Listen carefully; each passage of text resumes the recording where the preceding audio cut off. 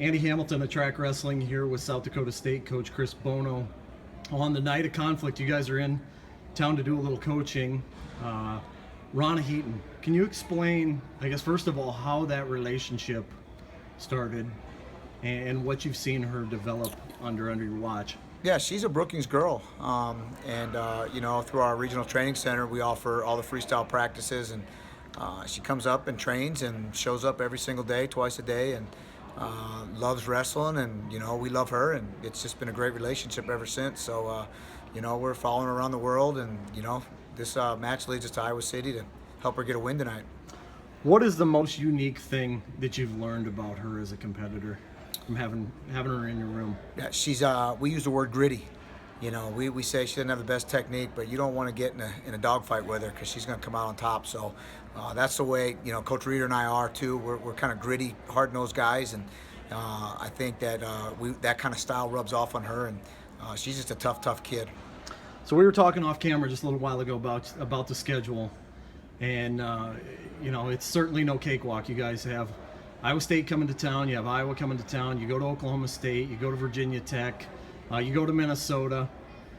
How did you put it all together? What has made you want to go out and take on the teams that you're taking on? Right. Well, the Big 12 guys are the Big 12. Iowa State, Oklahoma State, Oklahoma. We want to wrestle everybody in the conference. I feel strongly about that.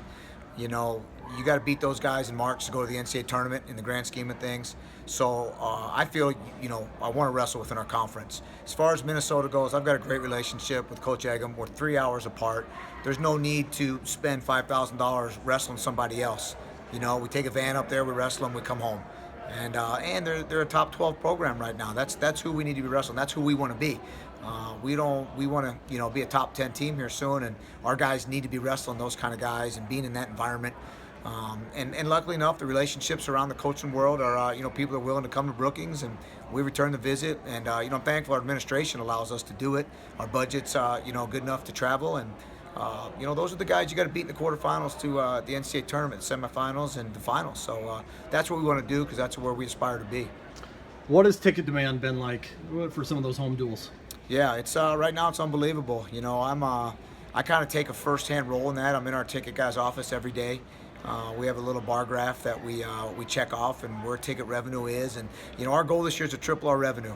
And I can tell you we're well on our way, and I'm fired up. And like I said, I'm just happy our administration, our ticket office guys, and they're all on board. And we've got a lot of great promotions.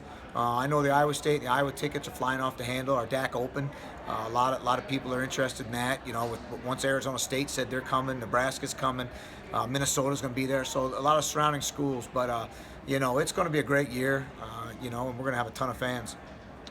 You guys have had one lap around with the Big 12 now. What are your thoughts on that versus what they might have been coming in? Well, I love it. I mean, that's all I know. I was at Iowa State for all those years, and that's the conference for us, and that's the conference we want to be in. We're growing. The coaches are on board. And the best thing is our administrators are on board. Everybody in the Big 12. The administrators want to see us grow. The conference wants to see us grow, and we want to be the best conference in the country, and we're doing everything we can. Big 12 tournaments in Tulsa, great venue. They're rolling out the red carpet for us, so it's an exciting time to be in the conference. You guys cracked the rankings for the first time in a long time last year. You had a couple guys in the round of 12. What would it do for you to have that breakthrough and get a guy on the stand? Yeah, we have to do it. We were so close last year, and we have to do it. We've got guys that can do it. Once we get that first guy, I think then you'll start seeing us produce 2 and 3 guys, 4 guys every year. And, we've been preaching it. I keep telling everybody this is we're still ahead of the game in my 5-year plan. This is my 5th year from restarting this program, and we need to have an All-American this year, and I believe we have guys that can get to the finals. So that's our goal. We're going to get there, no doubt about it. We're still in the first week of practice, but obviously you've been around the guys quite a bit here in the last several months. Has there been somebody that's really taken a huge step forward during the off season? You got to look at Seth Gross making that junior world team, but everybody knows what Seth can do. We've got other guys in there besides Seth. I'm proud of what Seth did all summer. He hasn't stopped training. We went right from the NCAAs into the field of juniors, into the trials, into the world championships, came right back into the preseason.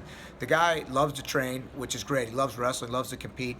But you know what? We've got guys. We've got 9 other guys that are a family for the first time in my 5 years. We are truly a family, all 34 of us. And I think that's what's really making this team click this year.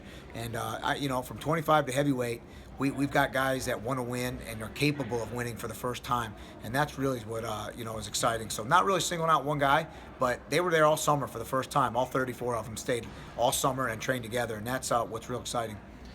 I'll leave you with this one final question. On the way down here, I was listening to a Jason Bryant podcast with you, and he was talking about it wasn't that very long ago that you competed, and you said one final tournament. Have you nailed that down yet? No, it's going to happen at some point.